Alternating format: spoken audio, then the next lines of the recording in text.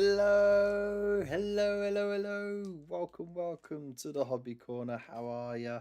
I know this is a bit different, isn't it? I'm standing up. What the hell? How are ya? How are ya? What are you doing? Where are you up to? How have you been all week? How is your week going? Let me know in the chat. I want to know all about it. What you've been working on, what you haven't been, all that great stuff. Yeah, getting my standing reps in. Not that I don't stand all day long at my job, but I just thought, screw it, I'm gonna stand up a bit. I can't stand dead center though, like right next to the desk because the chair kind of takes up a bit of space. So I'm kind of off center, but I'll be able to. I feel like I'll have more space to express myself. Also, we are going over the Combat Patrol delivery that I got last week that I tried to go through on Monday. We'll get into that in a minute. Both why that didn't go through and also because of that. But also, yeah, I just feel like, I'll be able to get through it a bit easier. Now, Mr. Dad Build Controller, you just do train stuffs. Dad Build. Yeah, I'm still a bit conscious because I got like a slight bloat. I'll be honest. Since starting this job, um, I've been snacking a bit more. I really shouldn't. I need to reduce the snacking. So and I know for a fact that within like say a month or two, if I cut the snacking out and just stick to bare bones meals with the occasional pudding, um, but I keep my activity levels the same, I will lose it. You know, I don't really have to do that. I'm still on the right side of my metabolism where I can just about get away with it still. I can still do minimal changes that will have positive or negative effects on, you know, my weight essentially. Um, so yeah, eating pies and dispatching trains, basically. And a good lifestyle, if you ask me. Yeah, it's not bad at all. Um, no, but seriously though, and then like because it's there's sort of an office environment. There is an office in the station, obviously, for all of the admin, financials, HR, and all that sort of stuff, training and so on and so forth. But where I am, I'm in a little cabin on the platforms, and we got a little office there. But we still got like a slight office environment. So whenever someone's birthday or whenever there's like a public holiday like Christmas or whatever, the snacks come in, the chocolates come in, and people are just trying to get rid of it from home because they got too much at home, and someone's got to eat it. Corner has expanded to a cabin. Yeah, but it's actually not even on the corner of the station platform. It's slightly along. Hmm. So yeah, welcome in. I'm gonna give it a minute. See if a few more people pop in. Monday was a disaster of a live stream. So the kids went to bed a bit later. They were exhausted, but they were that kind of exhausted where they just wouldn't go down. My wife was trying to pack orders that were overdue. I thought I'd be able to get away with doing the live stream, and the kids would, didn't happen. So the kids kept getting up. They kept fighting, kept trashing the place. My wife was doing her best to manage with it and get done what she was trying to do and try not to interrupt what I was doing so much, and it just wasn't working, and she was getting overwhelmed, I was getting overwhelmed, And at that point, I'd sort of stopped the live stream so many times. I thought it's no point carrying on. I need to focus on getting these little sods down. So yeah, that was fun. Snackies for the gains. You'll look like me soon. Hey, no, come on now, you sexy bastard. How you doing, Bunker? Hope you're well, man. Hope you're well. Glad I didn't skip my 40k game then, even though I lost. Oof. Was it a good game though? Did you enjoy yourself? Also, what's everyone's plans for ChillCon? Are you all going to ChillCon? It's on the 22nd. It's actually at it's at a college in Meadowhall. Oh, I've got to say that right. Meadowhall in Sheffield. And for those who are in the know, you know.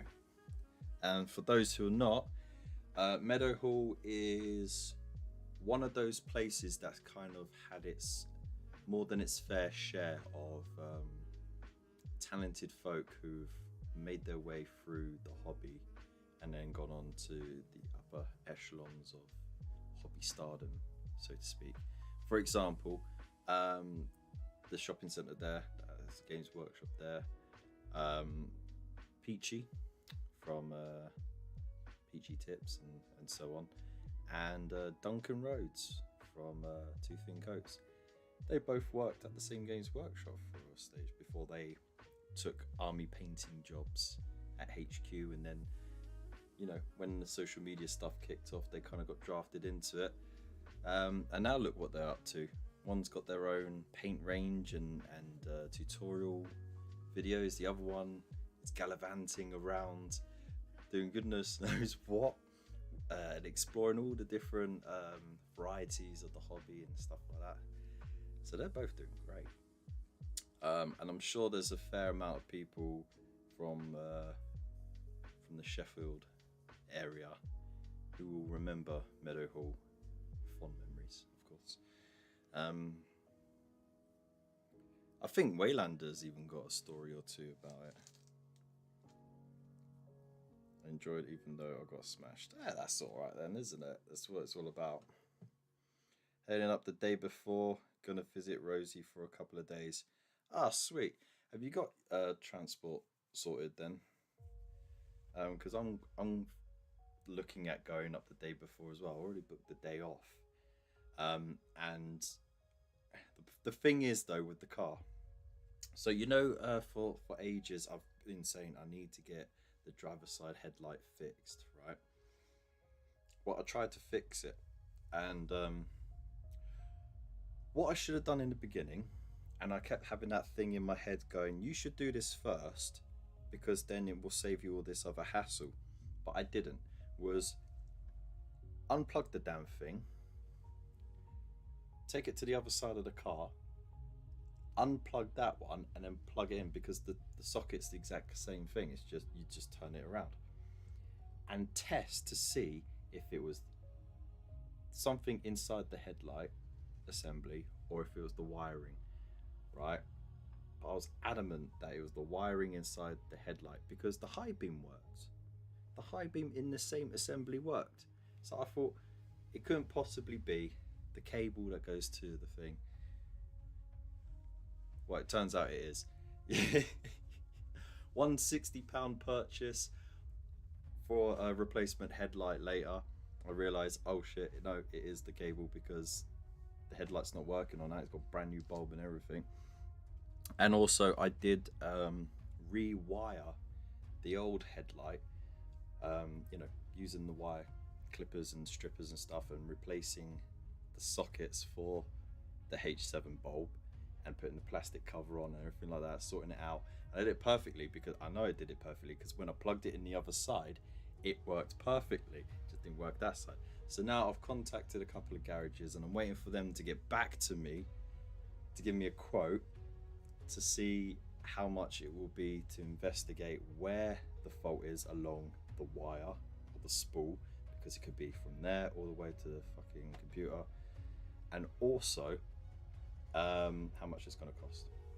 And I need it done ASAP because it's already gone past its MOT deadline.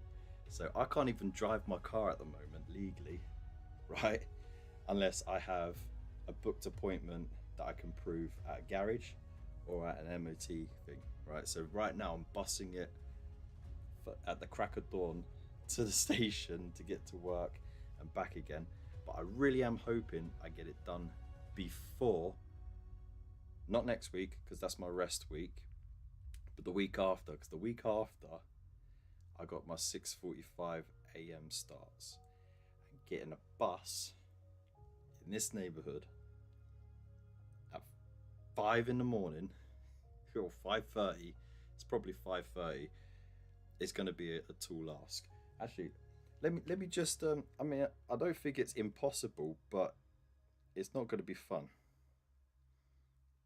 Also, the buses ain't cheap round here. It's like 250 a pop, so it cost me a fiver to get to the station and back. How you doing, Mr. Fish? How's it going? Hope you're well. But on the bright side, if the car isn't fixed by then, if it's not MOT'd by then, my gate pass will get me all the way to Birmingham free of charge. And then all I have to do is pay for a ticket to get from Birmingham to Meadowhall in Sheffield. And I've got codes where I can get a cheaper ticket. I think it's like I can get a ticket for like a tenner between Birmingham and Meadowhall. So just use those standing implements. What are you on about? I ain't gonna walk all the way to fucking Sheffield, and I can't walk to. I'm not attending. Sadly, don't have a private helicopter to transport me there and back. Fair enough. Fair enough. Oh yeah, no, it's to get to Beaconsfield. It is a 3-mile, mostly uphill hike. It would take the best part of an hour to walk it, or it's 15 minutes on the bus because annoyingly it stops for time management halfway. Such a piss take, right? I myself could drive it in 9 minutes. That was with some traffic, 8 when there's none. And like I didn't slow down for the speed bumps. But look, let's have a look, right? So Marylebone Station, directions, let's leave. No, let's put the arrive time for 6:45, okay, because that's my start time, right? Set. And his name is John Cena!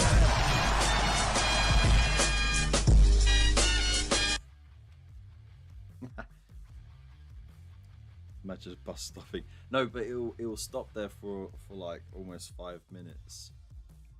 Pointless, right? And look at that.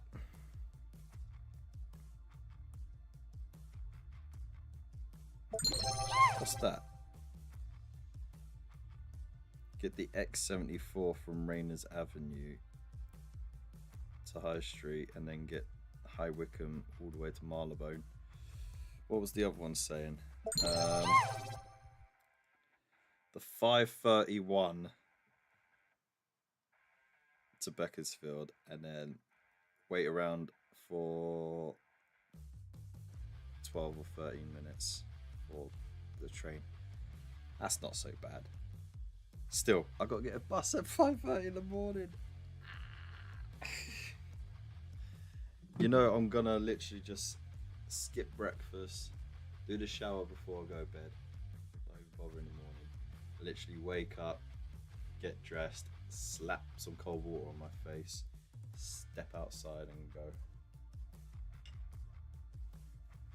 But anyways, so yeah, let me know in the chat how you all been, what you've been up to, all that great stuff. And just before we dive into the Combat Patrol magazines, by the way, you can still get these. But speaking of mugs, oh no, there goes the base. It's just there. All right. I thought I'd show off a little show and tell. So for the last 2 ChillCons, we've got these. So that was ChillCon 23, and it was the Boudica versus the Romans theme, which was pretty cool. Lovely jubbly, and of course the exclusive was Boudica miniature, which is in actually she's down there somewhere. And then last year was the War on Terror. So of course you got the Greys versus the Terrans fighting it out there. Very cool, right? This year they got the Legionnaires. Legionnaires. Actually, they got a funky what have they got? Let's look it up. Let's look it up. I want to make sure I'm getting this right.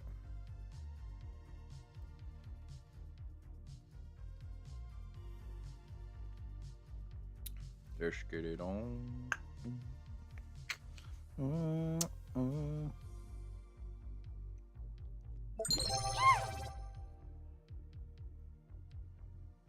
Thank you very much for redeeming the hydrate. I shall indeed sip my tea. Lovely jubbly. Right. I feel like they shared it on Facebook somewhere, so I'm just gonna have a look on their Facebook page and then have a look. Ah, sweet. Tom's Tabletop Bunker is going to be doing a seminar. So they've been announcing more, content creators and influencers who've the Goblin from I thought it was.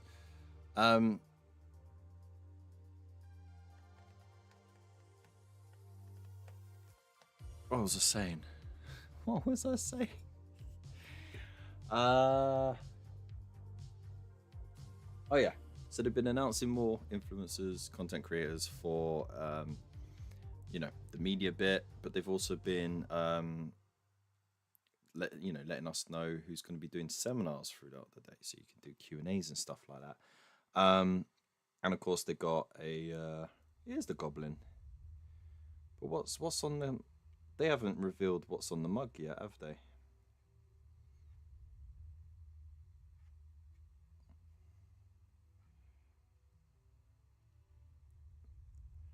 We have showed off it before, but we'll show it off again.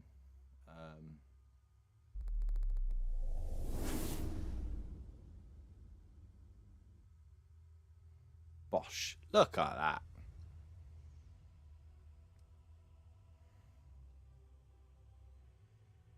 How cool is that?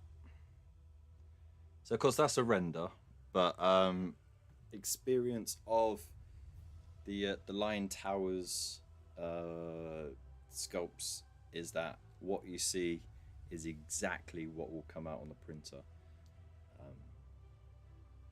and they're phenomenal with what they do. Mr. Dan, of course, is the lead sculptor.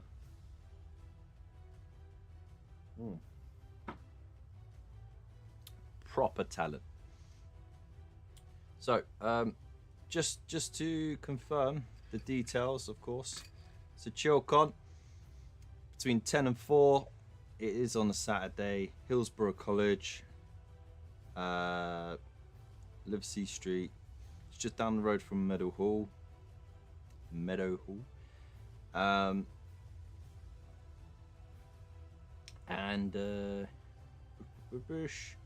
tickets $250 to $4.99.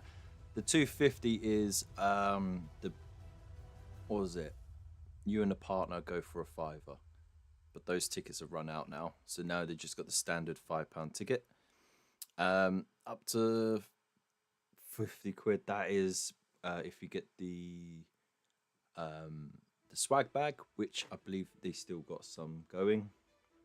Those go out real quick because you get a massive bag full of so much stuff. It's crazy how much stuff you end up with. What am I doing here? So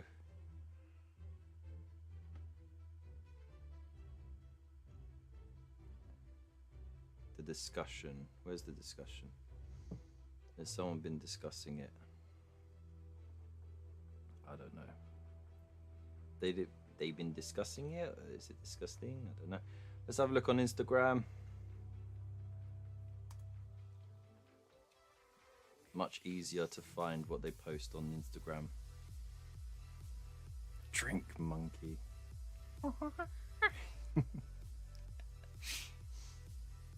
Right. Here we go. So, there you go. Happy hobby and its benefits to you. That's going to be Tom Robertson from Tom's Tabletop Bunker. He's an absolute lovely chap. Like, if you get a moment to chat to him, you know, he's one of those really nice folk that you're glad that you met him. We've got the Bits Blitz, which is a new thing. So you'll be able to compete against your fellow hobbyists and converters to build a creative kit bash. I mean, how awesome is that? And it's on the clock as well. You get 15 minutes to create something from all the bits. I love that. So your parts will be totally random. And lastly, at the end of your session, the best conversion of each round will receive a small prize bit. Everyone will get to keep their own creation as well. So that's awesome. Dasmall Wargaming. He's done a live stream with Spud, so check that out. Discussing what's going on the day as well. I love this picture. That's dear. We've got the bring and buy, so if you've got stuff to sell, help cover some of the cost, then you know, it's also worth doing. Bill, how you doing, mate? Hope you're well. Thank you for joining us. Valkyrie RPG is gonna be there. So if you like your clicky clacky rocks, you got your painting competition, of course. Last year was absolutely heaving with talent.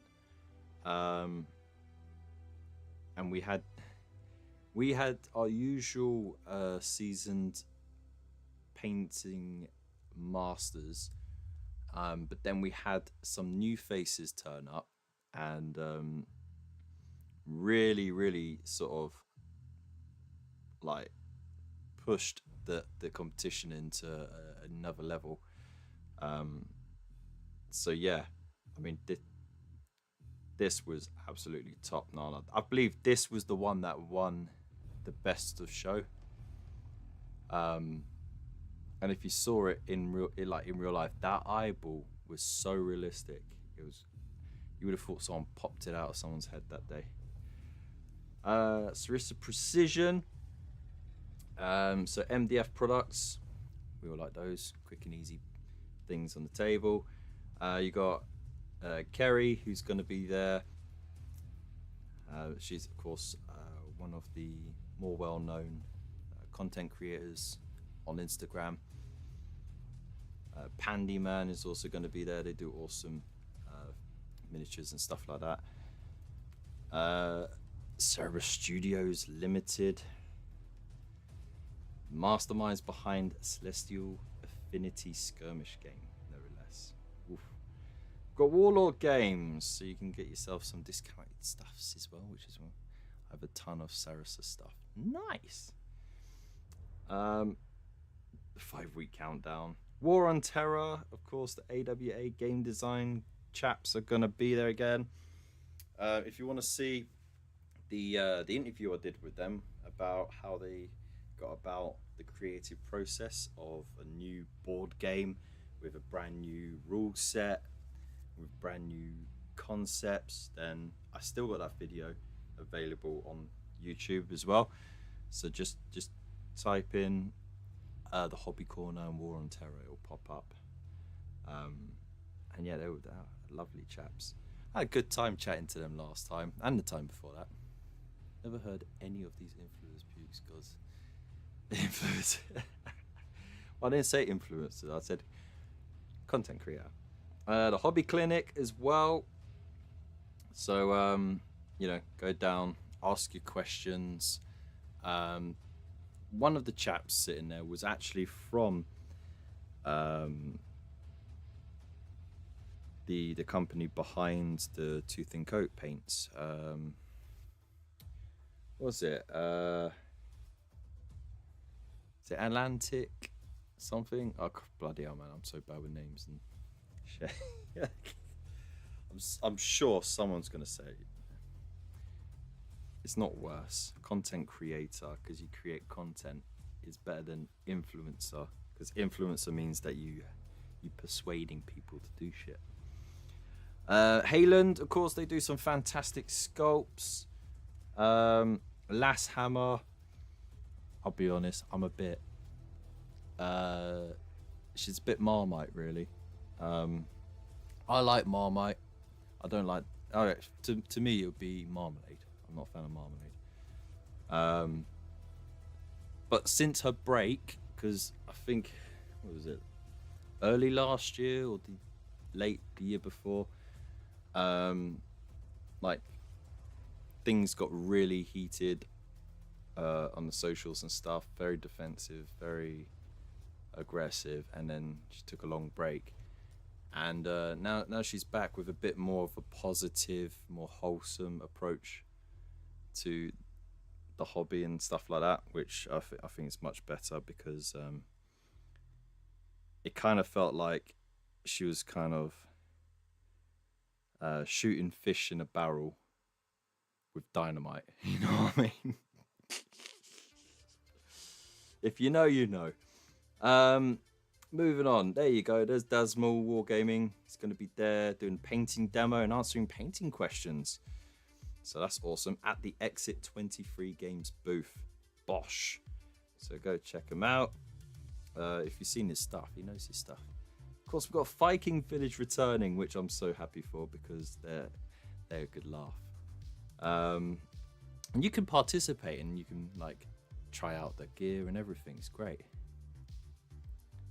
A fellow Twitcher, yeah. Fancrafted Limited as well, with dice bags and stuff like that. Very cool. Fancrafted Limited, that's the stuff. And of course there's Spud. I love his face. IGS minis. We've got new Spuds as well. The Bard is another legend. Oh, this isn't the new one. The new one is the Ranger. Or is this? No, this is a new one. What am I on about? I don't think I've seen it before. You bunkles, baby. Yo, what does Kev class as then? Influencer or content creator, or just Kev? Kev is Kev. There we go. Right answer. Navosa Games. Big Mech Dan Skull. Of course, he's an absolute lovely chap as well. If you get to meet him in person, he is one of a kind. So it's nice to see he's going to be there. Lady Kane, another one of the better known hobby content creators on Instagram. Oh, there he is again. On 6-week countdown. Laser Edge Gaming. Oof, look at that. Goodies for your RPG and TCG games. MDF cutouts galore. Rogue Hobbies is going to have a stall there as well. So if you wanted the chance to meet Lisa. Wait, is her name Lisa? Or did I just make that up? Her name's not Lisa, is it? I can't remember shit at the moment. I don't know. I'm very, very tired. I've been up very early. Louise. Yeah, but Lisa is the same as Louise. There you go. Louise Sugden. And there's a good chance that Rob Hubby will be there too. And of course, if Louise is going to be there, there's a pretty good chance that Peachy's going to turn up as well, because they're absolute besties. So they like to do day trips together.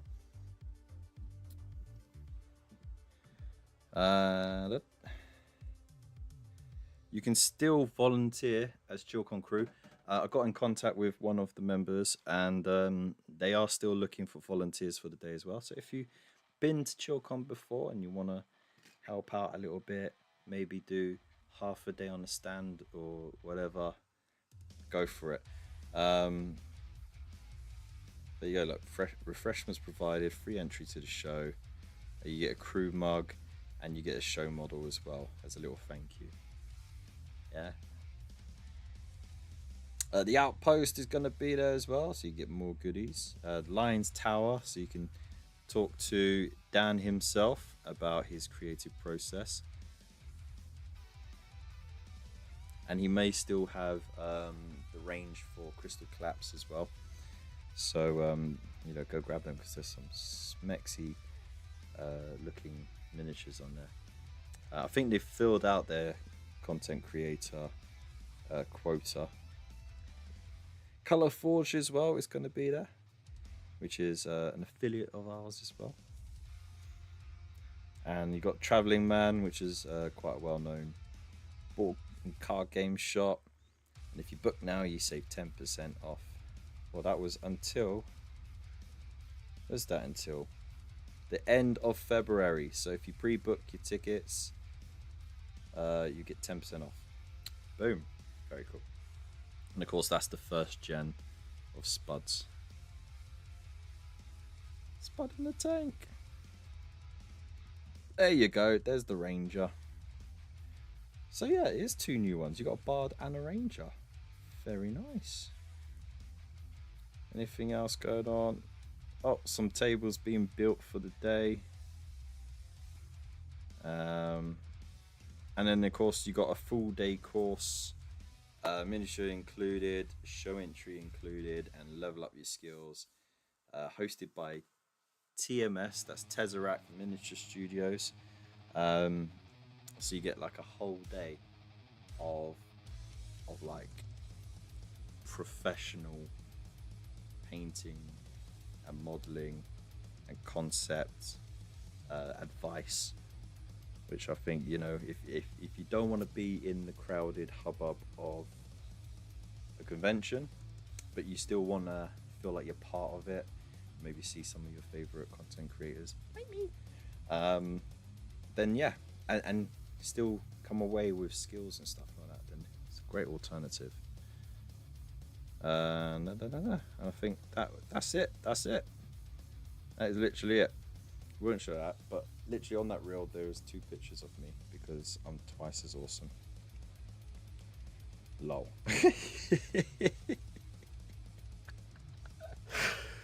Hey, I'm on vacation every single day because I'm loving my vocation. The kids keep singing that song. It's a bit annoying, but bless them. So, there you go. Chilling and no stress of YouTube or Twitch. May get back to it one day. Yeah, we miss you, man. But yeah, do it in your own time. You know, you got to be in the right headspace. Like at the moment, I'm not killing myself to do a live stream because I've got a full-time job now, and it shifts, and it makes it very impractical to plan. Well, no, well, not plan, but just do this in the first place. So I'd do it when I can.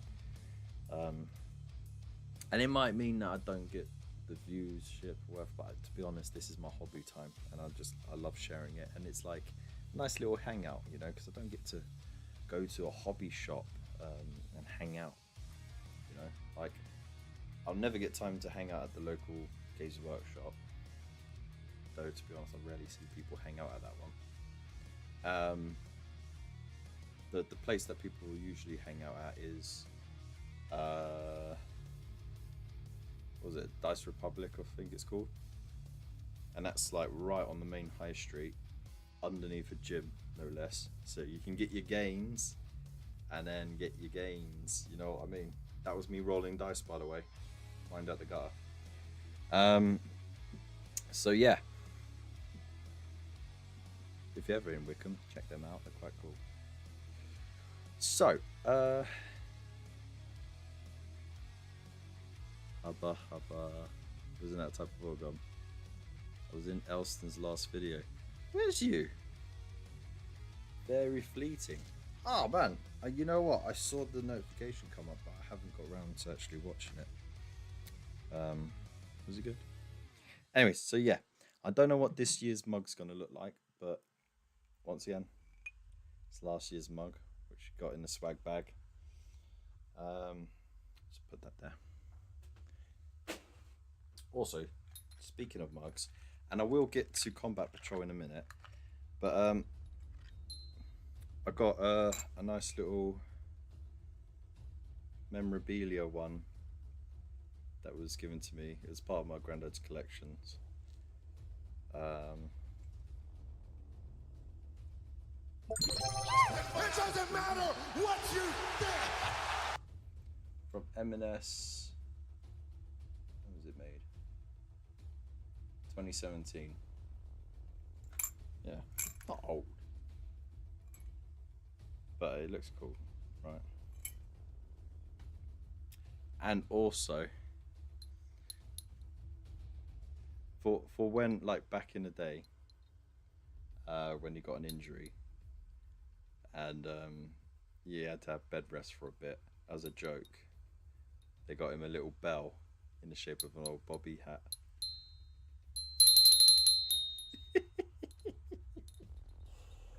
There you go. Right, so shall we see what we got?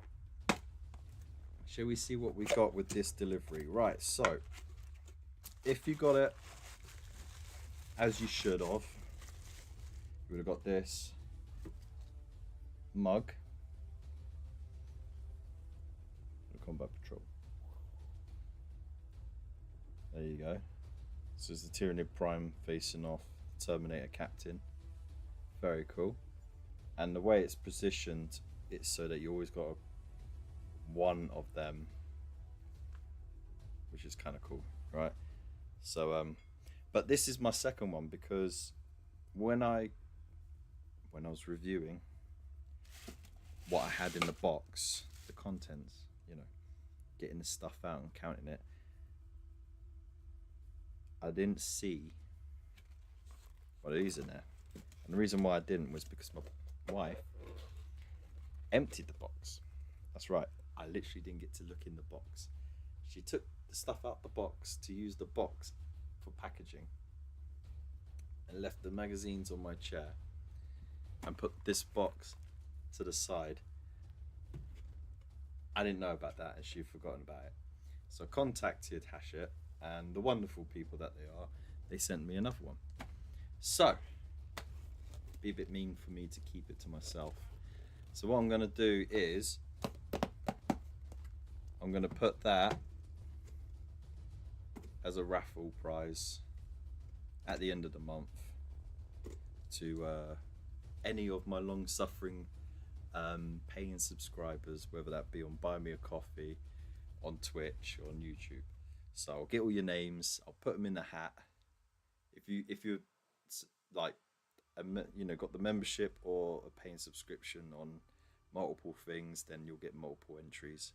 I'm not doing it to get more people to do it. I'm just doing it for the ones that already done it. But I think it's, for anyone who just wants to resub and they want a bit of notice, to make it fair. And of course, I'm going to raffle that off. So there you go. You already got one. Oh, that's all right. You might have a spare then. You can give as a gift, or in case you break it. So you'll be ringing that when you get fat for the snacks. Exactly. Yeah. Like I said, look, it's just a slight bump, and like that's water retention. Look at the slight bump there, But a month of intermittent fasting, cutting out the snacks and cakes, and I'll be as fit as ever. Because I am quite active. You wouldn't think it, but I am quite active. The kids keep me active. The dog walking keeps me active. Work keeps me active because I'm walking up and down the platforms all the time. I walk more than most people do at that place, and one of the supervisors who spends most of their time in the office, they manage 20,000 steps in a day. So God knows how many steps I get in a day because I'm constantly on the move.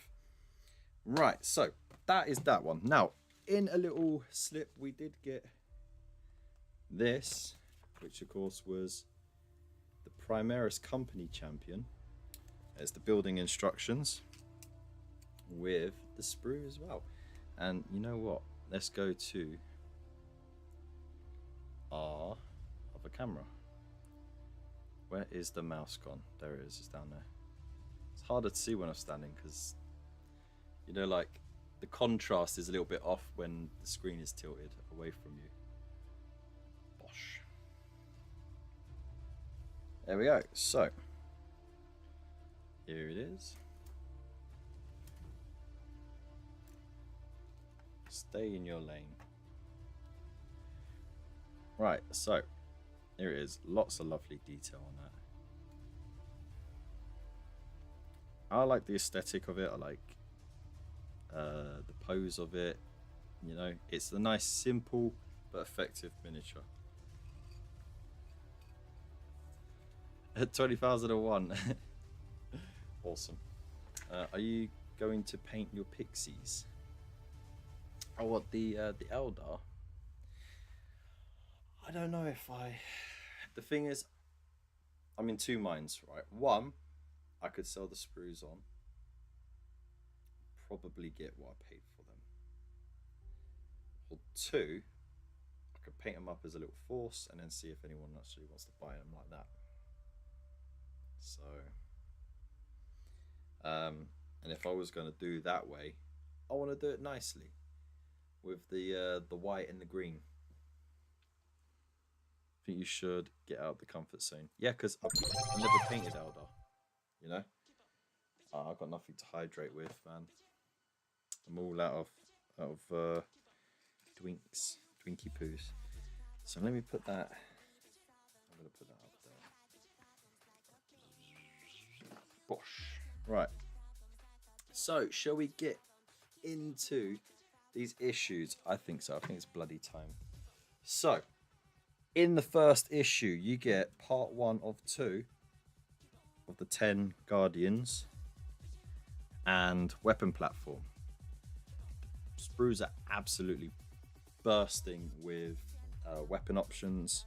So you can have pistols, hand weapons, melter type weapons, two-handed rifles, so on and so forth. There's grenades in there,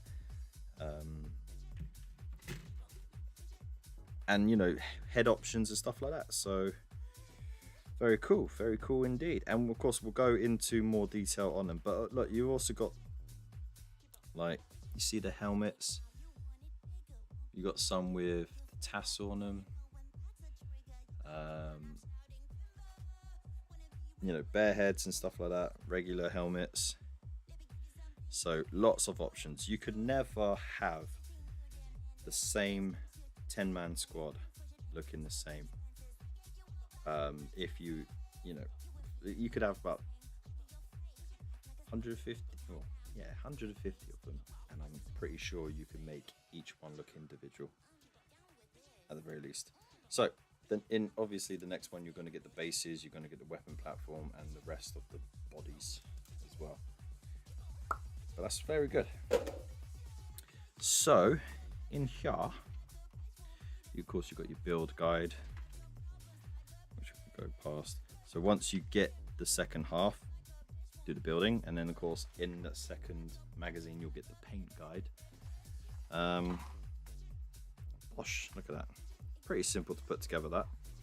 Right, so we can get through this without being interrupted. It's gonna be awesome. Let me just refocus the camera because it's looking a bit fuzzy for me. I don't know if it's looking a bit off for you lot as well.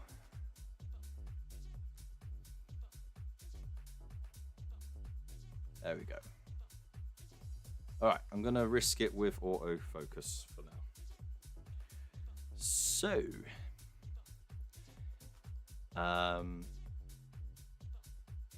he's gonna paint his pecker. That's disgusting. I think you should. What's it? Wet palette. I'm sure it's fungal by now. Jeez, I haven't even looked at it in months. Almost 6 months. I'm scared to. Right, so weapons of the Asuryani. So the Eldari warriors are highly trained, and many of them spend years of their lives perfecting highly focused specialisms. For such warriors, only the best weapons will suffice, and the armories of the craft worlds are laden with innumerable exquisitely made weapons, each one carefully designed to exact specifications. So let's move you out the way, dude. Go over there. It's a nice bit of artwork though, isn't it? So, to the Eldari, both the crafting and the use. Let's move that down.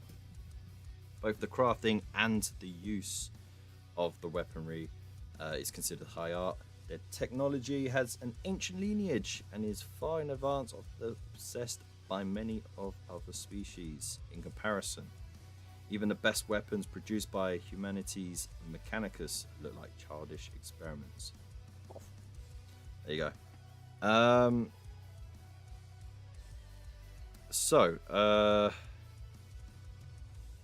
They got long range weapons, they got short range weapons, they got combat stuff.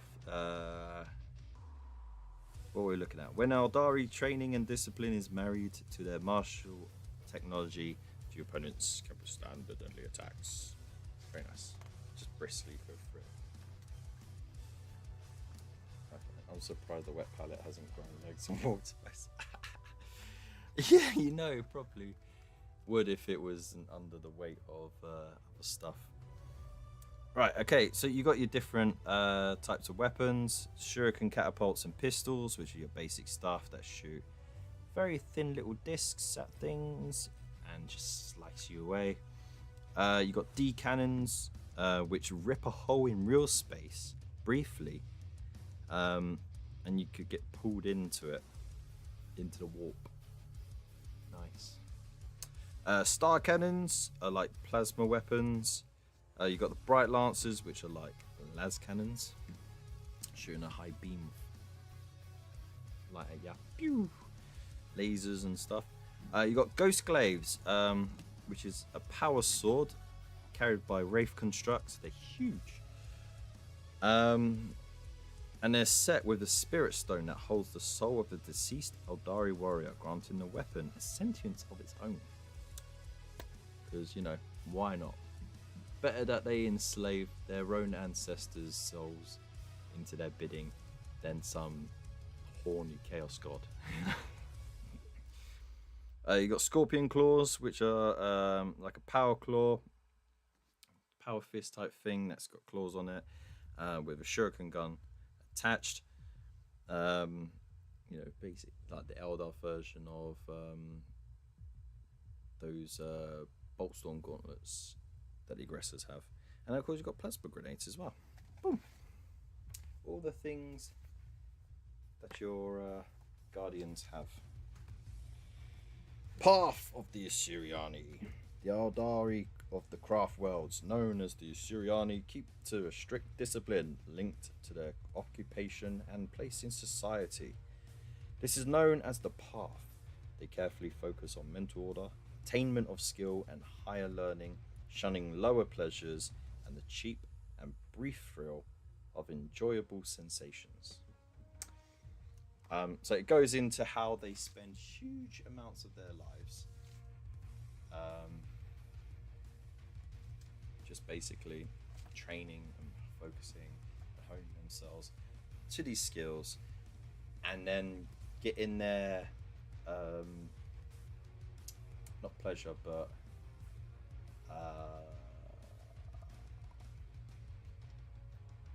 what's the other word? They kind of like get to a point where they're like, cool, I'm awesome. You know what I mean? Where is it? I think it says along here. So, satisfaction. There you go. They get to a level of satisfaction in learning their new skills. And that way they avoid falling very easily to the depredations of perfection and madness and turning Slaaneshi and stuff. But it is like a very thin line, because they can get to a point where they're like, you know, they're almost trying to become too perfectionist. And of course, we all know that the disciples of Slaanesh, the Emperor's children, they sought perfection so much that was actually how they fell in the first place. So, Chris says hi, by the way. Hey, I say hi back. That kind of sounded like I was reacting to a Dungeons and Dragons exchange. Roll the d20. It's a critical hit.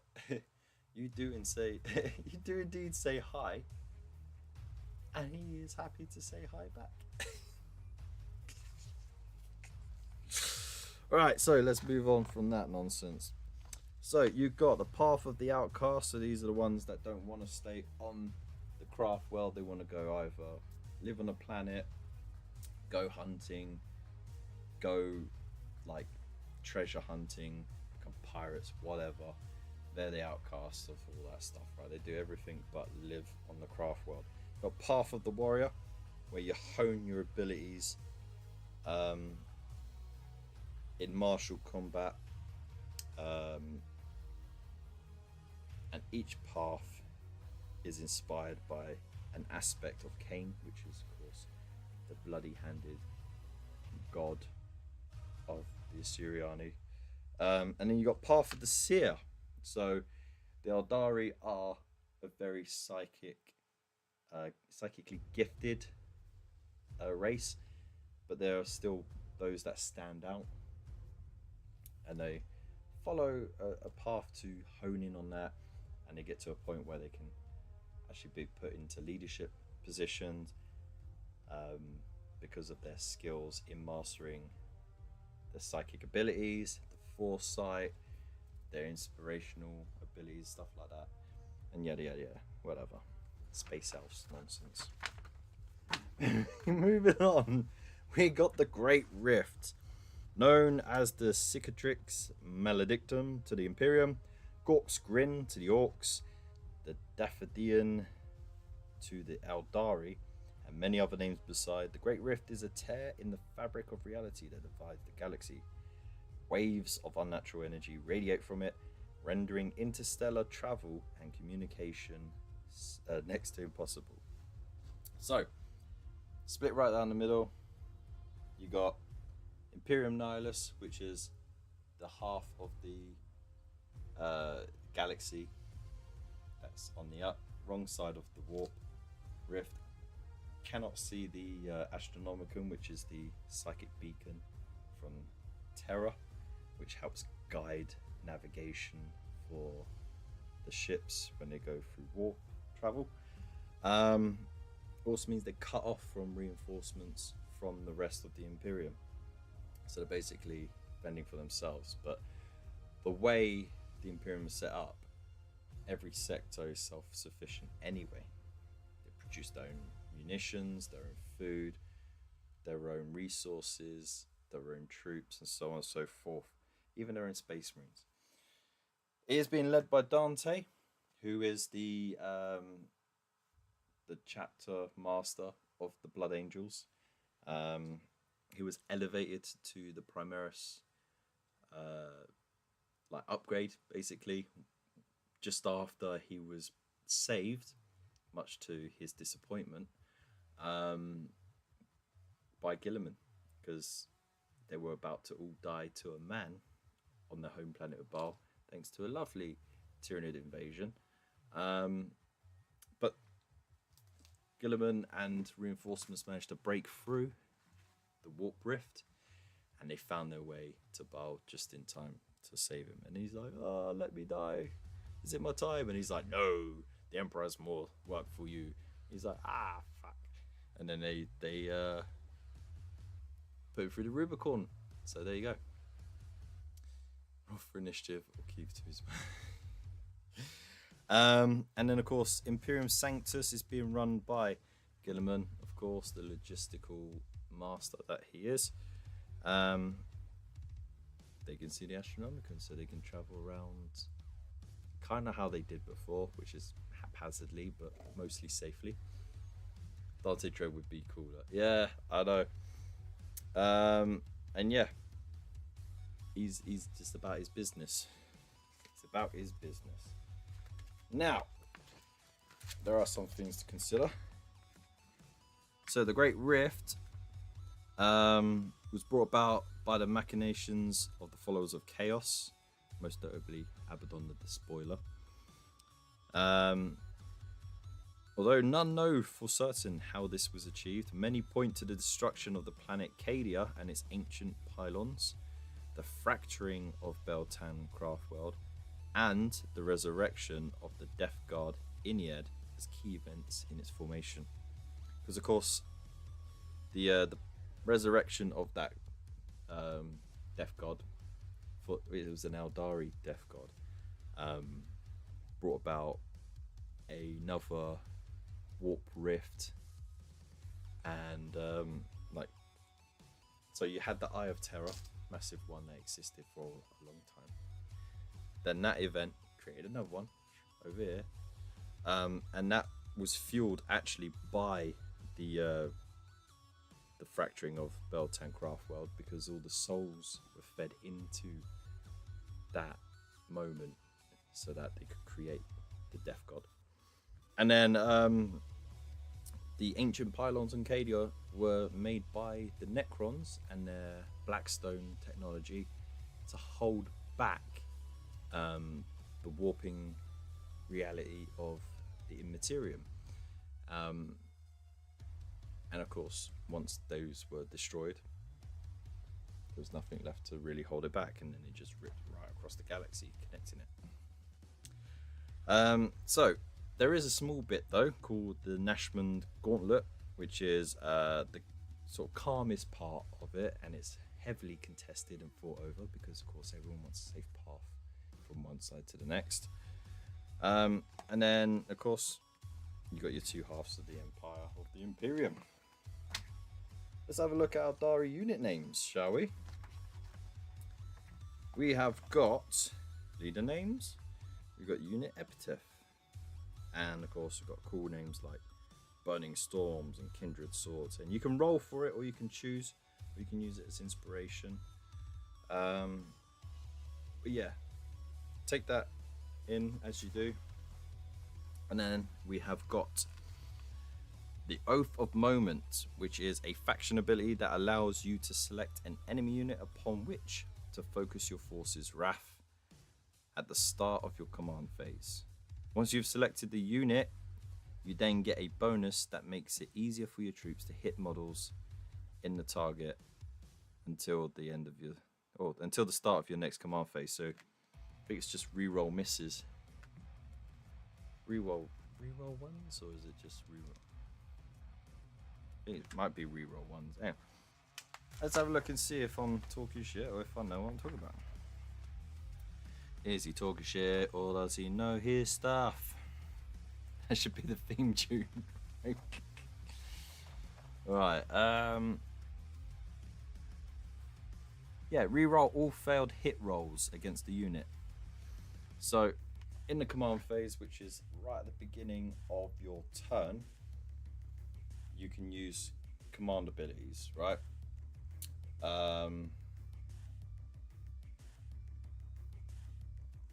Oath of Moment is a standard one that you get.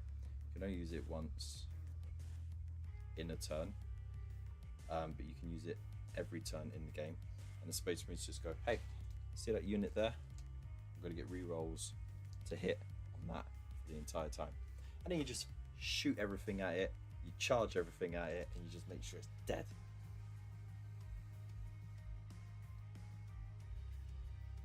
About to find out, let's call his bluff. There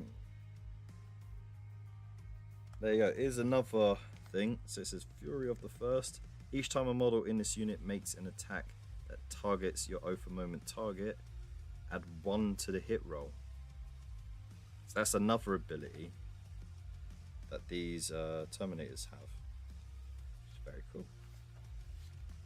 So here is your scenario to practice it out on. Of course, you've got your Termagants, Leapers, the Prime, Psychophage, Barb Gaunts, and the Space Marines have got Terminator Librarian, Infernus Squad. Wow. Terminator Squad is in... Oh, okay, you got the Terminator Squad as well, but they're in reserves and preparing to deep strike. Boom, there you go. So, and then of course it goes through what they do. Of course, the Terminator Squad has got the captain with them as well. And then you just do what you do. So they're going to react.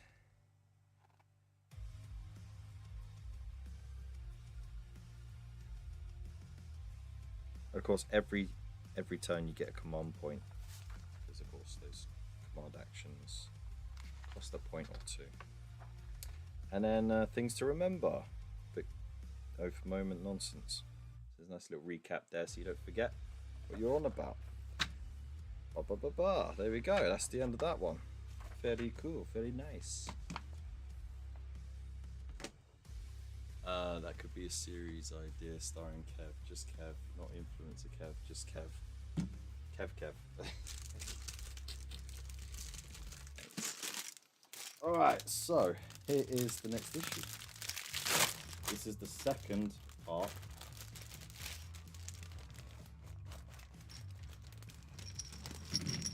Yeah, bases. I deliberately took all the bases out of the pack to be a nuisance to myself. 1, 2, 3, 4, 5, 6, 7, 8, 9, 10. You do have to count because sometimes, on the rare occasion, you get too little. So it's worth double checking, and of course, the big base as well for the floaty platform thing. It's looking all cool though, isn't it? So look, there you go. There's all your hand weapons. So you got your swords, your chain swords.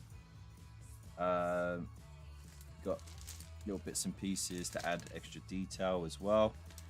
And then of course your weapon platform and a nice array of weaponry to choose from.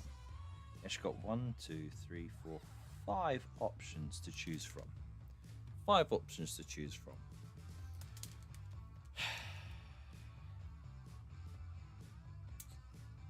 Depends really if you want to be anti-heavy, anti-troop, anti-swarm, whatever. There's going to be too many options for my mind, and I ain't going to bother magnetizing it. I ain't got time for that. So, issue 24. Let's have a look, shall we? So, as predicted, we've got our paints. Or a shield. Sure. So we've got our paint guide, just to get the bare colours on. They're going for the red, as shown on the front. The white helmets there. Your gold details. Ta-da! And that is where you get to at that stage with the paints that you have got so far. And of course, if you are new to this sort of magazine collection, by the end of the series, you would have painted everything to a tabletop ready standard, with all of the paints that you would have collected over the entire collection. And yes, the paints, if used wisely, will last you the entire collection. Just make sure you close them properly so they don't dry out, because you will be collecting this for about a year and a half. So there you go. If not, just get some more paints. Now, we got the fall of the Aeldari. Yeah, that's what we like to hear. So pride comes before a fall. And so it was that the Aeldari, supreme masters of technology, lapsed into contented complacency. Unafraid of the younger species and unconcerned by any threat from without, they sank into indulgence. It was a mistake that would shatter their civilization and unleash a new horror in the galaxy. Ooh.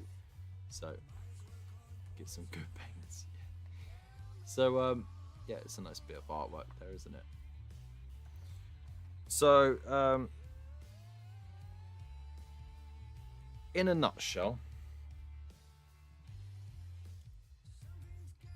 they got freaky, they got horny, they got very nasty.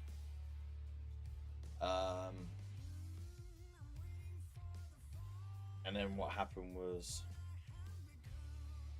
all that nasty, degenerative energy boiled up in the warp, and of course they are highly psychic civilization or race, so all that psychic energy with all that emotion gets reflected in the warp, because it is a reflection of the emotions in real space. And there, poof, a brand new Chaos God is born. He goes, num. I like these souls, num. And then what happens is the Aeldari go, oh no, what have we done? We screwed up. And one half go, right, we're going to be these celibate things that focus on this shit. And the other half go, nah, screw that. We're trying to keep our souls in our body. And the moment that we stop doing what we're doing, our souls are just going to get numbed. So we're going to keep on keeping on, so that we can keep our souls. Essentially. Dark Eldar. Drukhari, Aeldari. Oh, there we go. That's the gist of it, without the nuance. So yeah. Basically, most of the Aeldari died. Got their souls sucked up. And that's why they use the soul stones now, religiously, as well, to save the souls from being consumed by She Who Thirsts. Right, a new path. Since the birth of Slaanesh, the few remaining Aeldari are members of a slowly dying species, never again to reclaim the glory of their former empire. They are fractured into small factions and cults focused on survival, holding little trust in their fellow Aeldari and even less trust in anyone else. Much of their effort is focused on ensuring that they never again contribute psychic energy to Slaanesh, and their lives are lived by following strict paths of discipline and learning. They also greatly fear their souls travelling into the warp after death, there to be devoured by Slaanesh, and the souls of dying Eldari are captured and held safe in spirit stones. Boom. Nailed it. I do know my shiz. Slaanesh is a chaos god of decadence, hedonism, and excess. It inspires pride, lust, and self-interest in its followers and feeds on the psychic energy that is produced not just by luxuriant indulgence and violent gratification, but by any sensation taken to excess. Pain, fear, and envy fuel Slaanesh as much as greed, gluttony, and pride. Slaanesh's appetite can never be sated, and it is known by the Eldari simply as she who thirsts, for even to this day, they refuse to speak its real name. Ooh. So, how can they travel around safely if there is a Chaos God specifically out there trying to nom their souls? Good question. The Webway is built on an ancient technology that is still in use today. It is accessed most frequently by the Eldari, who use it to travel across the galaxy, but it is far from a safe haven, and many others can enter it too. So basically, it's like it's like this tunnel system that's kind of always on the move, kind of living but not living, and it connects points across the galaxy that have been put in place by the Eldari and by the old ones who predate the Eldari and actually created the Eldari. It's like Stargate but wonky, exactly. But the problem is there is some parts of it that have been damaged and invaded by the forces of chaos, and those bits are like, don't go there be dragons, and they're constantly trying to fight that off and keep it, and like, just don't go near there. The Drukhari also live in the Webway as well.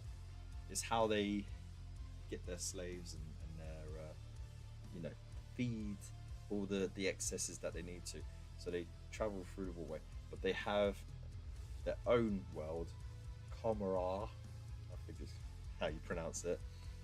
But it's situated somewhere in the Webway, and that's their safe base essentially. Chock full of lost salamanders. It is chock full of lost salamanders. That is true indeed. Now, side story. During the Horus Heresy, Komara. Yeah, okay, it's close. So, the Emperor, one of his great works was establishing a safe gateway and entry to the Webway, because he saw it as the way forward for humanity, so that they wouldn't have to travel through the warp and have that chance of danger, and the Webway was quicker and safer. Great works, right? When Magnus found out that Horus was behind the betrayal, he couldn't stand by idly and go, oh no, whatever. He used his powers, which he was told he couldn't do anymore because of a whole another story. He sent his spirit self through the warp at super speeds. He comes across this structure and he's like, what the fuck is this? This will be quicker. Breaks into it using all of his psychic might, travels through it, breaks through all the seals and the gate itself on Terra. Much to the Emperor's disdain, he's like, the fuck have you just done? And Magnus is like, but look, he's done bad. I did good. I'm telling you, he did bad. And the Emperor's like, I know he's fucked up, and now you just fucked up. Thanks. And then there's this massive war where all the custodians have to basically sit in that on the other side of that Webway gate and fight hordes of demons trying to invade Earth or Terra. Boom, there you go. And so, another nice thing got taken away because kids don't fucking listen. Moving on. A labyrinthine realm. The Eldari are the foremost masters of the webway, but it is by no means their exclusive domain. Many other species are able to access at least some of the webway with greater or lesser success. The Drukhari, who are corrupted descendants of the ancient Eldari themselves, can not only navigate the webway, but have even managed to establish cities within its borders, such as Port City, Comora. Boom. Nailed it. There's some Black Templars trying to get the heck out of there. But the webway has played an important role in many important battles across the ages. During the 13th Black Crusade of Abaddon the Despoiler, many battles were fought by the Imperium against Abaddon and his Black Legion, but few fought as fiercely and famously as Saint Celestine and her retinue. After heroic rearguard action, the Living Saint, along with the Inquisitor Greyfax and an escort of Space Marines from the Black Templars chapter, made a narrow escape through an ancient webway gate. There you go. No, Kevin, I'm learning so much. Magnus did that.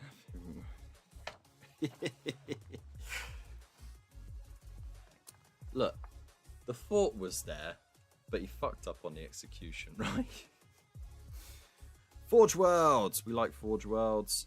Amid the steam and choking smog the cacophony of industry rings out over the wasted surfaces of the galaxy's Forge Worlds. There are entire planets that are given over to producing the weapons and equipment that the Imperium uses to fight its many wars.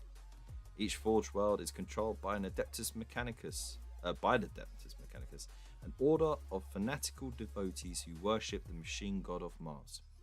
Under the watchful eyes of the Mechanicus tech priests, the denizens of Forge Worlds toil amid the industrial hellscape, working even harder to satisfy the Imperium's endless appetite for weaponry. And to be honest, that is one of the worlds I would hate to ever be on, because, and like be born on, because you basically turn into a toaster almost instantly.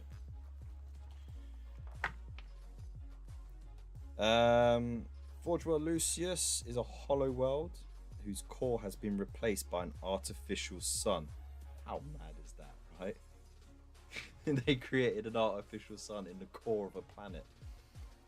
The blasting energy that is emitted is used to power a vast industrial sprawl that is laid out on the inside of the planet.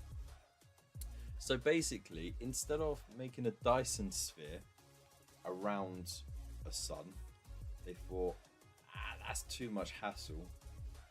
We'll just make a smaller sun inside of a planet and then collect the energy. Makes more sense, doesn't it? A nice agri world with old Parson. Exactly, that would be perfect.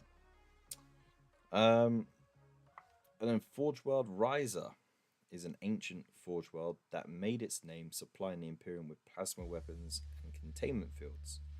It also produced Leman Russ, Executioner and Stormblade pattern tanks, specialized variants of existing designs. For many years now, the whole world has been consumed by war as its veteran Skitarii troops face off against waves of orcs attacking it. Come on. Bring the war! Bonds of Honor Part 6. The story continues. I'm waiting until we get all the parts, and then I'm going to put them together and then read it from beginning to end. Supplied it with Rise of Rust, exactly. But yeah, it's a story that's following the Silver Templars, and I'm always happy to get more lore on the Silver Templars. Right, Guardian Defenders. So we get a little track sheet, so you put the name that you put on them once they're built, painted, and you've played with them. And of course you've got your data sheet on the back as well. Not with all the weapons, by the way. You just got the Shuriken Catapult and the Star Cannon, and then close combat weapon. a bit shame, isn't it? But I'm sure further on we'll get more information on what they got and stuff like that.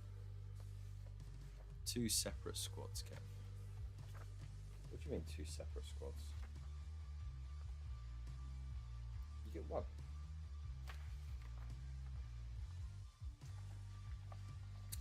Anyway. Escape to victory is your scenario 18. You got your Aeldari deployment here, the Von Leapers, and the Farseer. So you got spawn points as well. So the Aeldari player then divides the Guardian defenders into 1 unit of 5 and 1 unit of 5 with the heavy weapons platform, and places them in the Aeldari deployment zone. The Tyranid players deploys them the Von Ryan Leapers in the middle. During each command phase, the Tyranids player rolls a d3 on a result of 1 or 2. The player deploys a unit of 3 Termagants in spawn point 1 or 2 respectively. On 3, they deploy 1 unit of 3 Termagants in both point 3 and 4. Wow. Okay. I get it. Hope you get it. Shooty and combat are different data cards. Are they? I thought on the data cards you get ranged weapons, melee weapons, and then you can swap this out for that, and you can swap out that for that. What do we normally get? Anyways, we'll move on. So there we go, look. They come in, they do their thing. Farseer runs over here because it's getting away from Termagants because he's a bit squishy. And then, oh look, they rolled the 3 and got 6 more Termagants popping up. Better watch out. And of course, you got your victory moments there. Off, there we go. That's another issue done.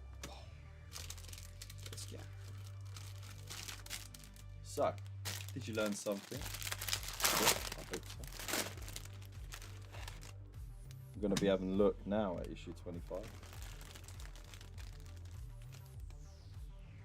No, the Eldar troops have their shooty squad, and the melee focused ones with swords and pistol are a different unit. If you say so, man. You've got a different name, fine.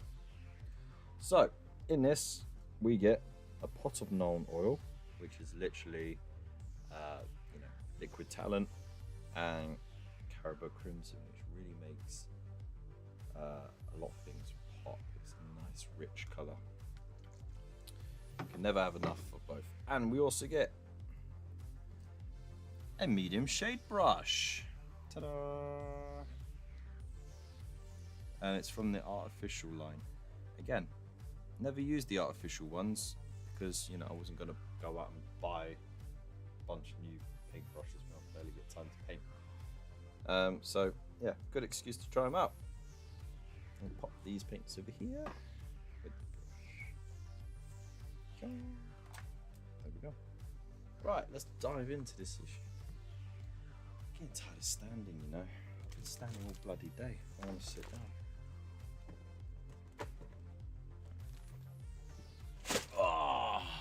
There we go. Posture check, yeah. Oh, thank you very much for that. Whoopsie. There goes. That was the sound of the telescope falling over. Move back over there, you nana.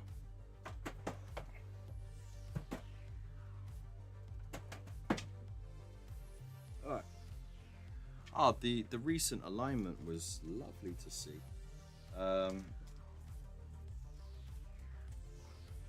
With Venus, Mars, Jupiter and Saturn all in a line during the night sky. It was fantastic.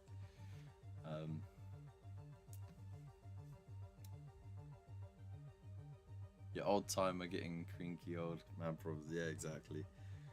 I really need another drink. I wonder if the wife is still awake. Let's see if she'll be nice enough to give me some OJ.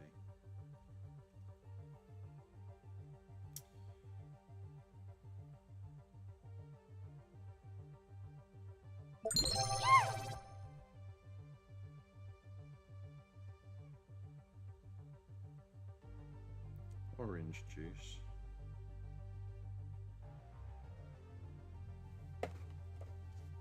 Let's see. Just an alcohol hydrate. Right, so let's dive in. So it's going to show you about shading. Of course, if you're new to this series, then you'll be new to the concept of using shades. But I mean, it's a good refresher if you've been doing it for years and feel like you're doing it wrong. Look how tasty that comes out. Wow. Nice, as they say. And of course, look, it's showing you like about recess shading here. So not just shading over the entire thing, because that's glazing. But you can do pin washing, which is essentially, or you know, line shading. There's lots of names for it, but going along just the creases to get the detail to pop.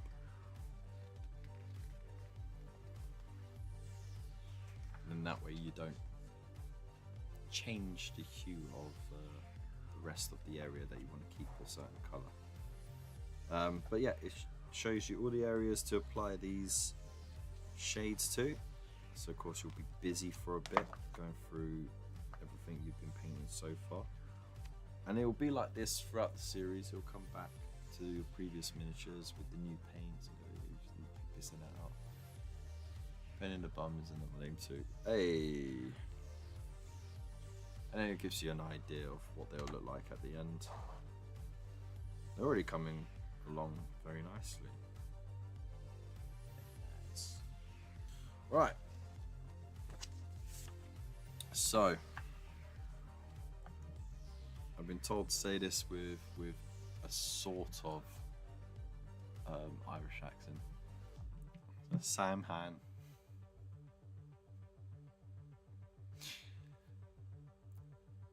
I think that's how you say it. Sam Han.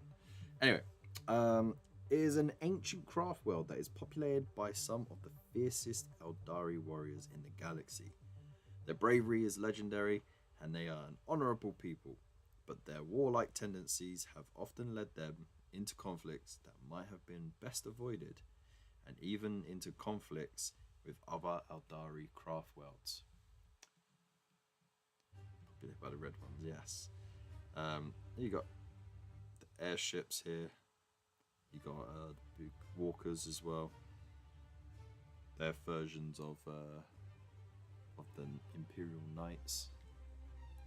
So according to legend, Sam Han was one of the first craft worlds to separate from the Eldari Empire, and it has retained many time-honored customs from the time before the fall. They take a great deal of pride in their ancient traditions, and they value honor above all else. Blah blah blah blah blah. Okay. They like to use jet bikes. They have a ritual of dueling. They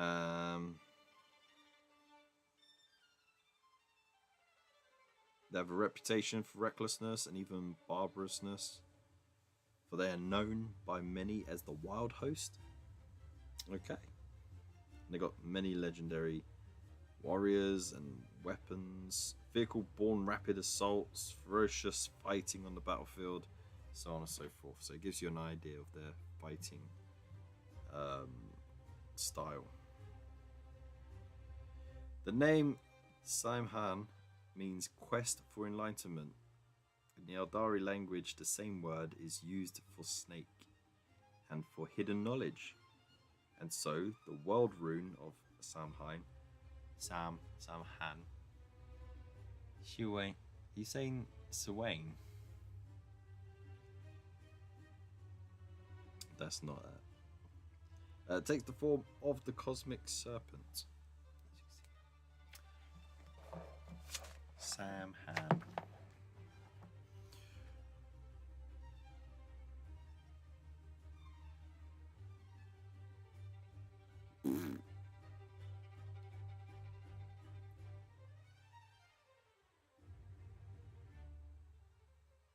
So part of their culture is a rite of passage for a young warrior by catching is the catching of a striking dagger snake with bare hands, demonstrating sharp physical skills as well as considerable bravery. I guess it's a very nasty serpent. Rather than a centrally controlled, even their organization follows an ancient convention rather than a centrally controlled army. The forces are divided into independent groups called Wild Rider clans. There you go, that's a typical host there. All mobile. It looks pretty good on the table. So almost every Eldari in Sam Han, I'm gonna keep saying it like that just to annoy him. They play catch the snake instead of catch the pigeon. Danger Noodle. They belongs to a Wild Rider clan. The clans are led by Wild Rider chieftains who are advised by a group called Kinsmen. Kinsmen are formed from the chieftains' most trusted warriors and their close family. Blood ties are important to the Eldari, and at all levels in the Wild Rider clan, brothers and sisters serve together, fighting alongside each other and protecting their own. Yeah, look, we're going to learn a bit about the Eldari pantheon. Woo! In ancient times, the Eldari worshipped a whole pantheon of gods, because, one or two is just not enough. At the head of the pantheon was Asurion, the Phoenix King, and the oldest of the gods. Beneath him stood his brother Cain, and many other gods besides. The Eldari themselves are said to be descended from Isha, the goddess of the harvest, and Kurnus, the god of the hunt, who had the first Eldari child, Eldanesh. On seeing her child alone, Isha wept, and from these tears the forests and the oceans of the Eldari homeworld were formed. The rest of the pantheon wished to give the child gifts also, and so Asurion himself gave the child and his descendants wisdom and self-knowledge. Hoeth, the Wanderer, gave the Eldari a sense of adventure. Mora Heg, the mistress of fate, gave them foresight. The child's father, Kurnus, gave them desire, and many other gifts were given besides. Only Cain gave the Eldari nothing, wishing to teach them that they were owed nothing and must take for themselves what they needed to survive. The pantheon was disrupted during the fall by the birth of Slaanesh, who hunted and consumed the gods of the old pantheon, taking their power for itself. Nom nom nom. Who are just lots of snakes in suits pretending to be elves. You just call Cain the type, yeah. Those who remain. After the fall, only two of the original pantheon survive: Cain, the bloody-handed god, and Segarach, the laughing god. Cain went into battle against the new god Slaanesh. Slaanesh struck Cain down and smote him into fragments.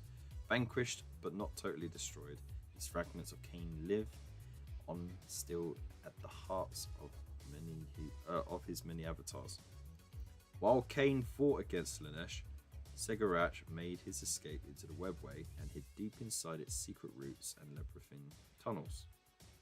There he bides his time, plotting his revenge against the Chaos Gods that have wronged him and his people.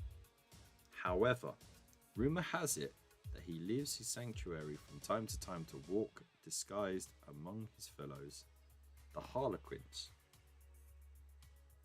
As time went on, the idea of Ennead, god of the dead, began to form, this nascent deity, yet to manifest, is worshipped by some Eldari who believe that with the power of all the souls of the dead Eldari, Iniad would one day rise to overthrow Slaanesh. So they go around trying to steal soul stones from other craft worlds. You got your Phoenix Lords as well, who are the ancient exarchs who each founded an aspect shrine. The different shrines are focused on one of the separate aspects of the warrior god Cain. As the founder and leader of the shrine, the Phoenix Lord becomes the living embodiment of this aspect of their god. Everyone loves this Reaper style, and then of course you got the Banshee style there as well. And then of course you got the Incarn, which is the embodiment of Iniad. Although it contains only a fraction of the power of the god, much of the time the Incarn waits between dimensions, called forth by the energies of death that are released during times of war. Ooh. And then the avatar of Cain. Every craft world holds an avatar of Cain, the bloody-handed god. Upon a great throne, his iron form sits immobile, waiting for battle to be joined once more. As war approaches, molten metal begins to flow in his veins, and he rises to fight, wielding a weapon known as the Wailing Doom. His presence on the battlefield intensifies the battle lust of the Eldari, just as it terrifies their foes.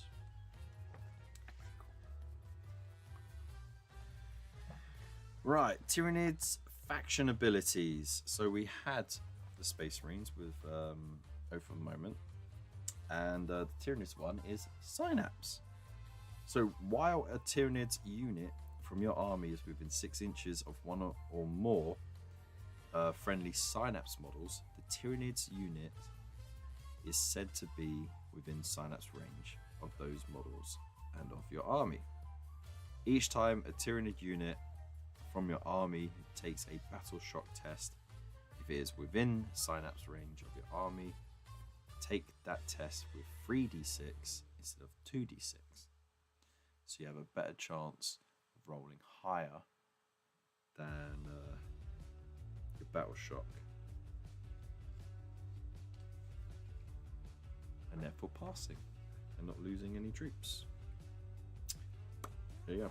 And of course, the relevant data sheet will have that keyword Synapse on the relevant models as well.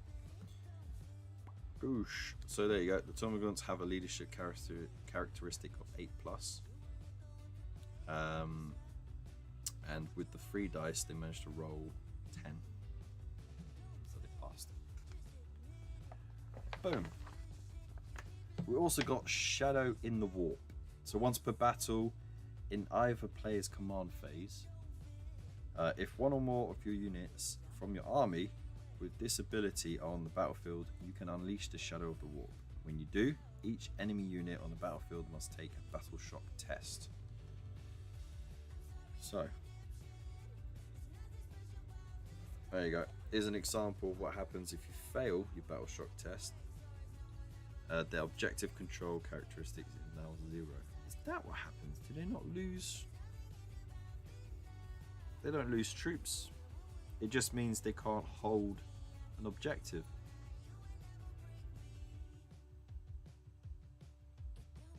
It used to be you lost some troops because they fled.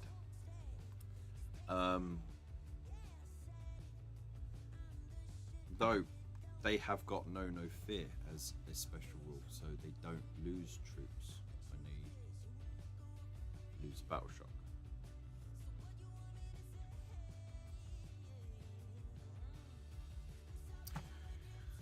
Does he know stuff, or is he making shit up? Right, is a tutorial on Tyranid faction abilities, I guess. Let's see if I was speaking nonsense. So, they go through their thing. So, let's have a look here.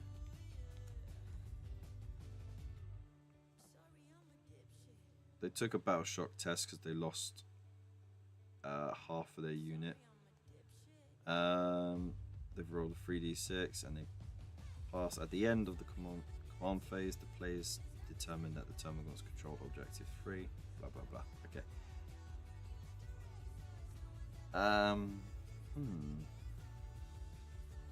They didn't use the thing, but it does say Shadow of the Warp here. Use it at the start of your opponent's command phase, because you can use abilities during your opponent's turn too.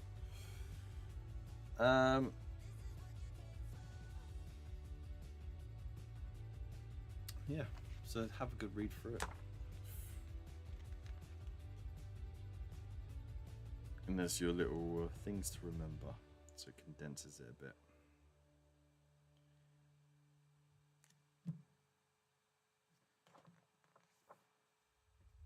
One of the main effects of Battle Shock is the reduction of the unit's objective control characteristic to 0. However, there are still other effects. The unit will struggle to fall back and cannot benefit from stratagems. There you go, there's other things. Ha! Kind of know my stuff. Kind of knows the stuff. So we forgive him. Ooh, look what we got in here.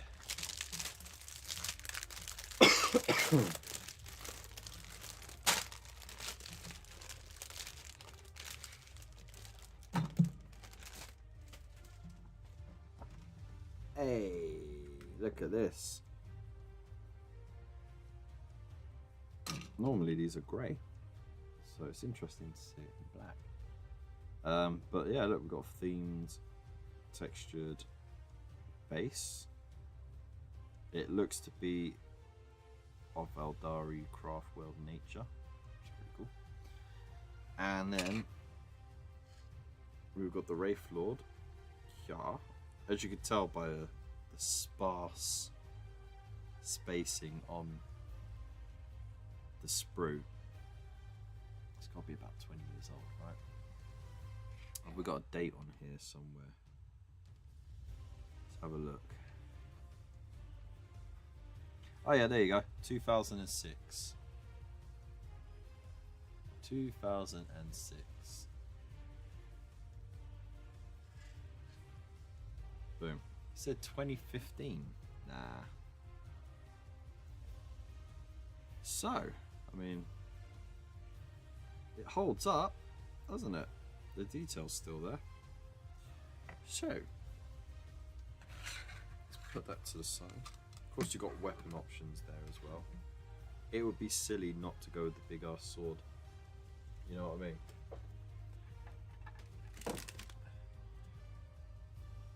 Yeah.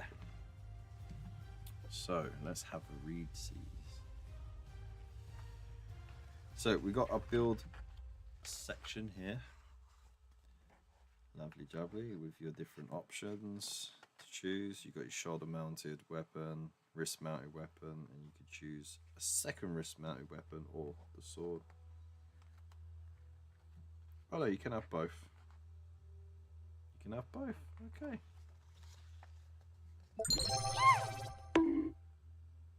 Thank you very much. Oh, you're gonna have winky banners as well. We like winky banners. Gather the dead for war. Let them join our ranks, lest we are forced to join theirs. Ooh. Okay. So, you're gonna paint this up as well. Of course, you can use a spray can to get that coat of red on if you wish. Get all the bits you need to. La la la la. And then it will look something like that with the paints that you have. It's okay. I see what they did there though. They used the Caribou Crimson on the sword. I know later on you'll do like edge highlighting and stuff like that, but Trust the process, I guess. Right. Spirit stones. Here we go. Spirit stones capture and hold the souls of dead Eldari, and they are essential to the Isuryani way of life and death. Each living Eldari warrior goes into battle wearing a psycho-reactive crystal known as a Waystone. At the moment of the Eldari's death, the Waystone captures their soul as it exits their body, becoming a Spirit Stone. The Spirit Stone is then retrieved from the dead Eldari's body and taken back to the craft world. There, the soul is added to the Infinity Circuit, ever present in the lives and the civilization of the living of the Suryani. If the souls need to be retrieved from the Infinity Circuit and placed into Ghost Warrior bodies, they are guided back into Spirit Stones by Spirit Seers, ready to wage war against the enemies of the Suryani once more. The true story of the origins of the Spirit Stones are lost in time, but Eldari legends tell of the creation of the stones from the tears of the goddess Isha. Vul, the smith god, saw Isha weeping for her lost children, the Eldari. From Isha's tears, Vul forged the first Spirit Stones that allowed her to watch over them. And as we know, this stops Slaanesh from being able to consume the souls, but Slaanesh is always trying to get those stones to feed. So the craft worlds now and then get invaded. Boom. Done. Nom nom nom nom nom. Twin souls. Wraith Knights are controlled by two Eldari souls. One is that of a living pilot inside the suit, and the other is the soul of a dead warrior in a Spirit Stone. So there you go, it takes two. Ghost Warriors, Wraith Warriors would be lifeless constructs were it not for the Spirit Stones on their armor containing Eldari warrior souls. And then of course they've got their souls there for protection. Shattered Stones. The Drukhari, close relatives of the Eldari, do not use Spirit Stones. However, among their ranks is a warrior cult called the Incubi, who make use of Spirit Stones in their initiation ritual. As an aspirant, Incubus must fight and kill one of the Eldari aspect warriors and take their Spirit Stone as a prize. The Spirit Stone is then shattered into pieces and built into an evil psychic torture device called a Tormentor,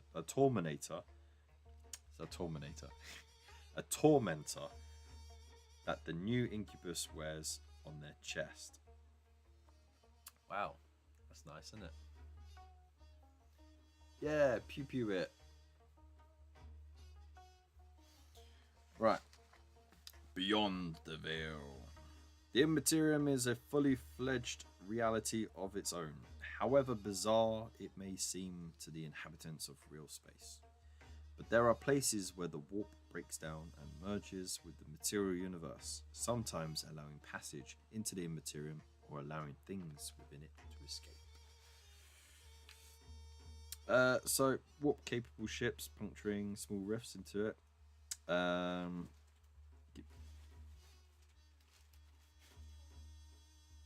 Oh, thank you. Wow, so much.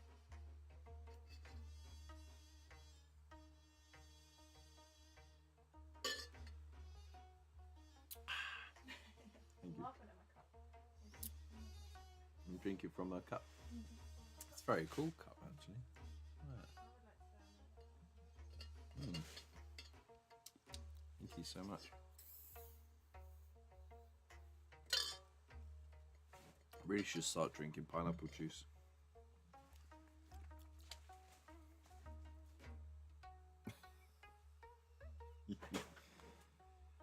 My hero, indeed, yes. Yeah. I won't turn the camera. My eyes only.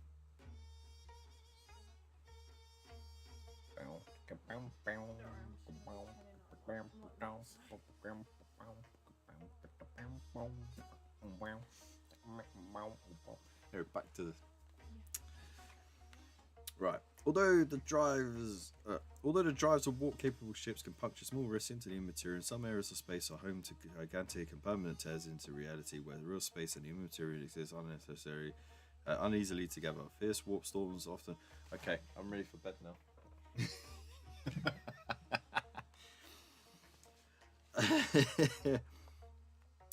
Fierce warp storms often surround these areas, impeding the passage of ships almost as much as they do the incomprehensible variances in time and space. So yeah, just basically nasty stuff comes in and out of it all the time. Demons, hordes of them, nasty. You got traitor legions. They like to live in there sometimes. Some of those who find a home in such an area, like the Drukhari, revel in the evil psychic atmosphere. Nice. And then, of course, we got the Eye of Terror. So these were things that existed before the Great Rift. So the Eye of Terror is an unpredictable warp rift surrounded by deadly warp storms.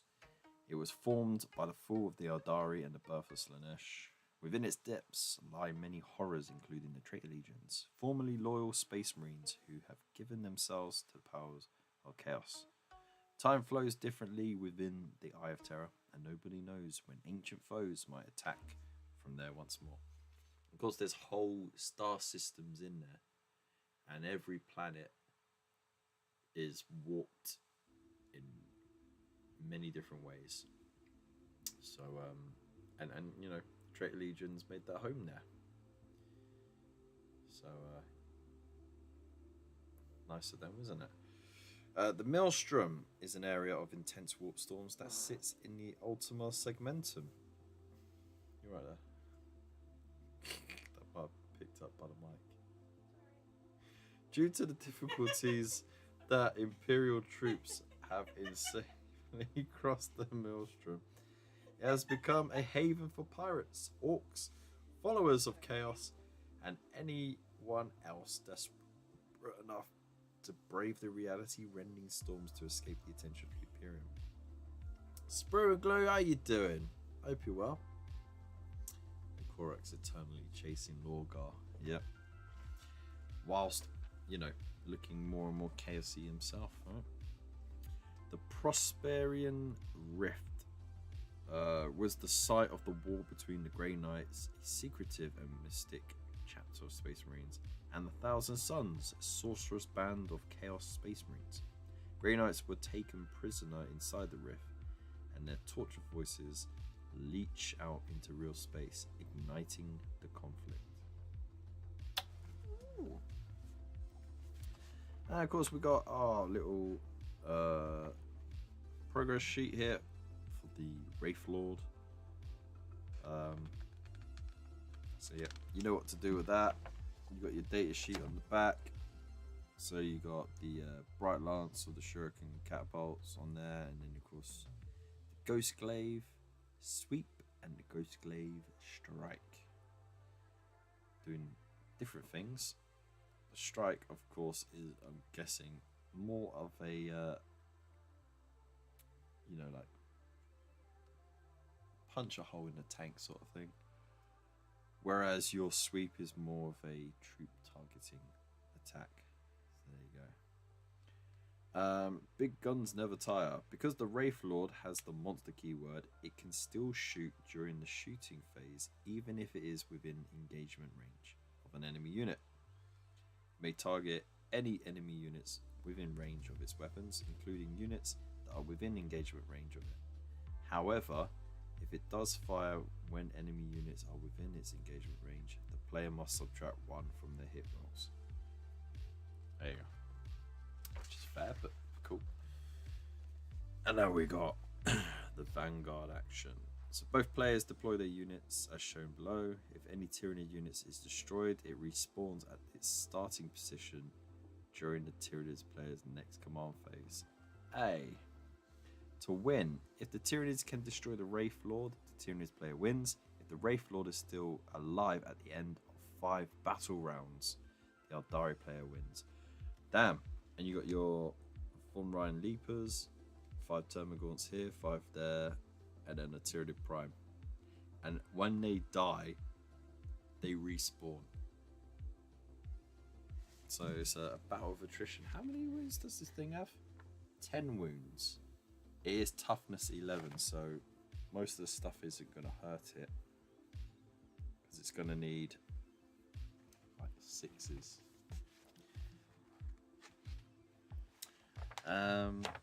So yeah, look, straight away, Von Leapers and the Prime get in there. And then all of a sudden there's a little less of them.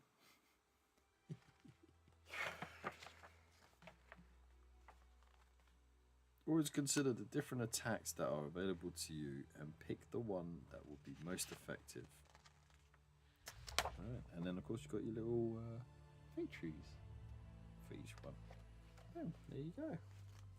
Lovely jubbly. And last but not least, you would have also, unless you opted out of it, got your second binder. So yeah, get them every 20 issues, so it keeps them nice and tidy. You can put them in as that, as your 20 issues, pop a bomb, go to the next one, or you can split them up because you would have got the dividers in the first one. For builds, paint, reads, collect, play. So, so you can see it. So that was in the first one. So, until you got, because you will have 4 of these, I believe, by the end of it. You can divide it however you want. A lot of people, once they've built the stuff, just get rid of the build guides. And that frees up space because then you can split the lore stuff and the how to play stuff nicely and all that, Ooh, that gizmo. So there we go. Look at that. That was quite a good show, wasn't it? And it was nice not being interrupted. That's what happens when the kids do what they're supposed to do and go to sleep. But yeah, we covered ChillCon and all the awesome stuff that's going on. And then, the latest delivery of Combat Patrol, which I think is pretty cool. I do want to come back on Friday so we can do our memes and our community corner, and then maybe some hobbying time as well. So yeah, join the Discord to keep up to date on that. And I'll throw out a notification beforehand. But yeah, I really enjoyed it. Hey Kat, how you doing? But yeah, got any other questions about the ChillCon or Combat Patrol? Throw them my way as well. I'll try and get back to you as soon as possible on that. Hopefully get some hobby done tomorrow, or at least Friday. Yeah, I'm good. I'm all right. I'm about to go to bed actually. I'm absolutely knackered. And I did try and do as much of the live stream standing up as possible, but then I gave up because I can't stand straight. The chair's in the way. Let's see if that will drop down a little bit more. There we go. Boom. Typical, I know, right? But yeah, I've heard that you'll be going to ChillCon as well, which would be pretty cool. Good to see you again, and hopefully Chris as well.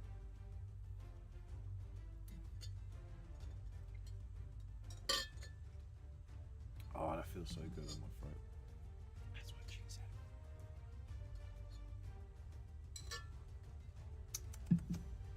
There we go. So yeah, let's have a look and see who we are going to raid, shall we? And of course, if you're on YouTube, leave a comment down below what you thought of those issues, which ones you're looking forward to in the future as well. And again, like I said, the reason why I've kind of stuck with this one is because there's a lot of factions I wouldn't normally collect or have a go at, and this way I get to try them all, you know. Well, not all of them, because there's still quite a few more factions to go, but you get a good idea, a good feel for the aesthetics of each one. The Chaos ones are definitely going to be a nightmare though, because I've played enough of those to absolutely hate the armor style.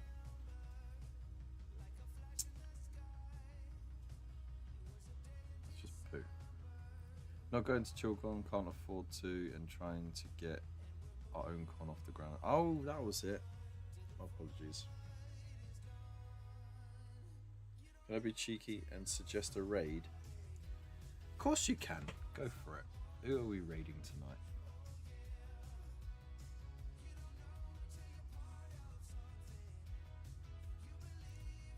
The Dork Depot. Okie dokie. Be good to raid a new channel.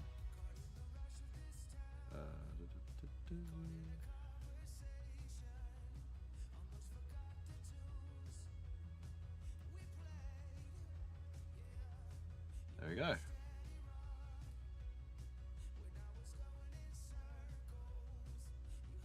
going to start a raid. I will have to raid and dash, but there we go. So, thank you everybody for tuning in. And again, subscribe. I will be giving away by the 28th this spare mug as well.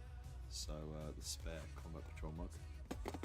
So if you are subscribed on Twitch, buy me a coffee, or you are on the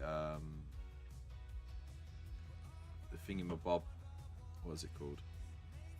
The membership thing on YouTube, then you'll be put into a hat where I'll draw you, and for each thing that you are a paying member on, you'll get an extra entry, of course. So it's just a little thank you for putting up with you know, the inconsistencies. Right, I'm gonna go now. So have a wonderful night. Big loves to you. Thank you so much to Bill in the chat, being mod, and see you soon. Peace.